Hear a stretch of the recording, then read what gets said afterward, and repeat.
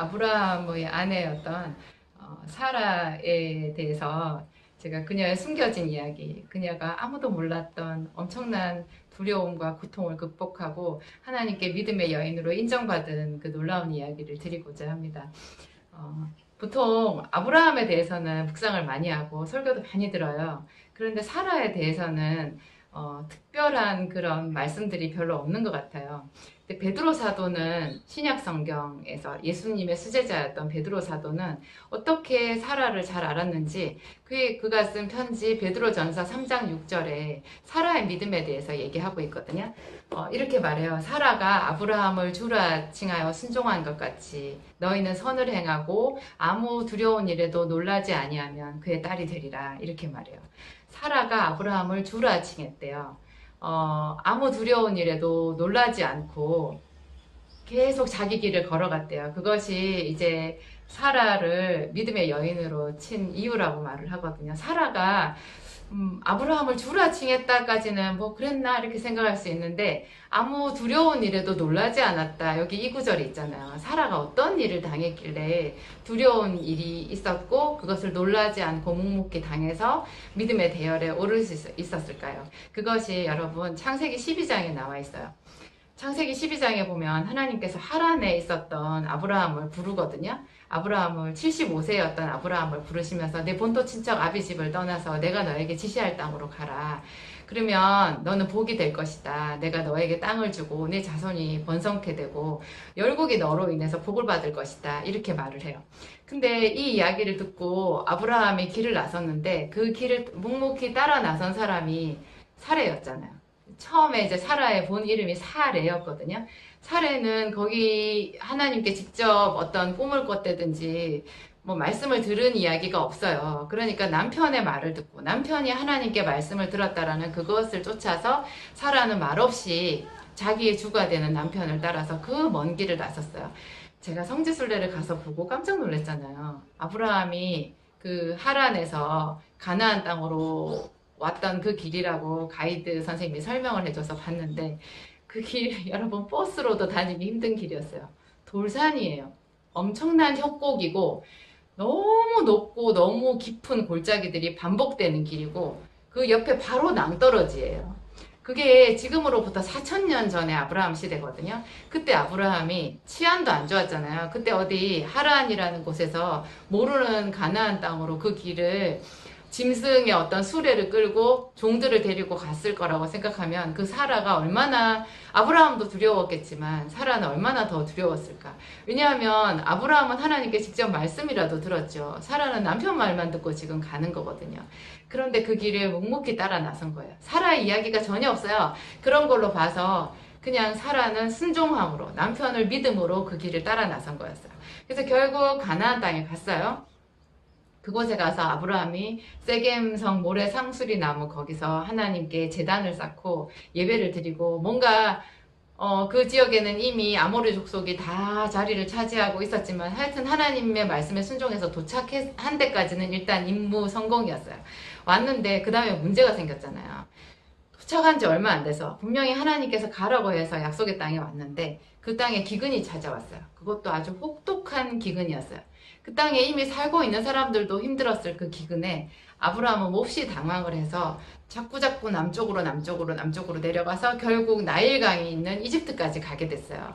이집트는 그 나일강이 있었기 때문에 웬만한 그 기근이 와도 그곳에는 양식이 있었거든요. 근데 이집트 땅으로 들어가면서 남편이었던 이 아브라함이 자기 아내 사레한테 이런 말을 해요. 당신은 너무 아름답다. 이제 우리가 전혀 가본 적이 없는 외국 땅으로 가는데 그곳에 가면 사람들이 당신의 아리따움을 보고 당신을 데려갈 거다. 그때 내가 남편인 줄 알면 나를 죽일 텐데 이제 그 땅에 가면 당신이 내 누이 동생이라고 해라. 그래야 내 목숨이 살 수 있다. 이렇게 말해요. 사라가 여러분 기분이 어땠을까요? 저는 어떻게 베드로가 그 사라의 깊은 마음을 알게 되었을지 그게 참 신기한 것 같아요. 아무 두려운 일에도 놀라지 아니하면 아브라함이 두려웠다라고 하면 아브라함을 믿고 의지한 아내였던 사라는 그 두려움이 훨씬 더 커요. 여러분 여자들은 다 알잖아요. 요즘에는 남녀 평등이고 여자들이 남편보다 돈을 더 많이 버는 가정도 있고 직급이 더 얻게 되는, 더 잘 나가는 여자들도 있지만, 어찌되었든 여자들은 항상 남편을 의지해요. 인정하든 인정하지 않든. 여러분 생각해보면 그것은 당연한 거예요. 여자들은 다 남편을 의지해요. 어렸을 때 아빠를 의지하고, 결혼을 해서는 남편을 의지하거든요. 그런데 그 남편이 든든한 자기의 방패가 되어줘야 되는데, 아브라함이 두려우면 아내 사라는 얼마나 더 두렵겠어요. 그런데 아브라함이 자기가 아내를 보호해줘야 되는데도 불구하고 오히려 자기의 두려움을 아내한테 짐으로 떠넘긴 거예요. 그래서 당신이 내 누이 동생이라고 해야지 내가 살 수 있다, 이렇게 얘기했을 때 그 사라가 느꼈을 두려움은 그 생명의 어떤 두려움을 넘어서는 그런 두려움이었을 거예요. 정말 그렇거든요. 제가 어느 날 성경을 보는데 그 생각이 들었어요. 저도 처음에 사라가 뭐 그렇게 대단한 믿음의 여인인가, 그냥 남편이 대통령이 되면 여자가 영부인이 되는 것 같이 남편이 믿음의 조상이니까 이 사람도 그냥 열국의 어미 사라라는 이름을 받고, 그래서 히브리서에도 믿음의 사람으로 등재가 되고 그냥 그랬나 보다. 90세에 하나님께서 나타나셔가지고 내가 너에게 아들을 주리라 하셨을 때 사라가 웃었잖아요. 저는 그게 사라가 어떤 믿음으로 웃었다라는 생각이 들지 않았어요. 그 정도는 나도 할 수 있을 텐데, 그게 뭐 사라가 그렇게 대단한 믿음의 행위를 했다고 하나님께서 이 성경에서 사라를 믿음의 반열에 올려놓으셨을까, 그런 생각을 했었거든요. 근데 자세히 읽어보니까 그 창세기 12장의 이 부분이 정말 사라의 눈물이었다는 생각이 들었어요. 남편을 따라서. 그러니까 요즘에도 그래요. 도시생활 잘 하다가 남편이 그냥 도시생활 다 접고 시골로 내려가서 농사 짓겠다라고 할 때 그 여자들이 너무너무 괴롭다고 하거든요. 그래도 도시생활에서 시골로 가는 거는 대한민국이잖아요. 그냥 대한민국이에요. 그런데 사라는 도시생활하던 그 하란에서 알지도 못하는 정말 어디 아프리카 어디로 가는 것 같이 그렇게 이상한 곳으로 떠나는 결단을, 그 남편의 결단을 믿고 따라 나섰던 거예요. 그랬는데 그곳에서 또 애굽으로 가서 거기서 세상에 유능한 남편 덕분에 그 나라의 왕이었던 파라오한테 시집을 가게 됐잖아요. 시집을 갔어요. 정말 아브라함이 생각했던 그대로 애굽에 내려갔더니, 애굽 사람들은 좀 피부가 검거든요. 그런데 하란 메소포타미아에서 왔던 그 사라는 피부가 아주 뽀얗고 정말 우리가 요새 봤을 때 그 서구적인 미인, 그렇게 생겼던 것 같아요. 그러니까 애굽에서 아주 미인으로 자자하게 소문이 나서 왕에게도 보고가 들어갔고, 그래서 아브라함이 상상했던 그 훨씬 이상으로 사라는 주목을 받게 돼서 세상에 파라오 왕에게 시집을 가게 됐잖아요. 그 정말 하나님께서 아브라함을 믿음의 조상으로 세워서 그 자손들을 통해서 교회를 세우고자 하는 그런 원대한 계획이 있었는데, 겁쟁이 아브라함 때문에 사라가 시집을 가버리는 그 바람에 정말 하나님의 계획이 무산될 지경에 이르렀어요. 그래서 하나님이 직접 개입을 하셔서 그 애굽 왕 파라오한테 진노하셨잖아요. 그래서 파라오가 이 모든 사실을 알게 돼가지고 아브라함을 불러서 혼을 내요. 너는 어떻게 네 아내를 여동생이라고 나를 속였느냐. 여기 네 아내가 있으니 데려가라. 물러가라. 막 이렇게 말해요. 그래가지고 아브라함도 수치를 당했다라고 그렇게 나와 있는데, 아브라함이 당한 수치보다 훨씬 더 깊고 말을 할 수 없는 고통을 당한 게 사실 저는 사라라고 보거든요.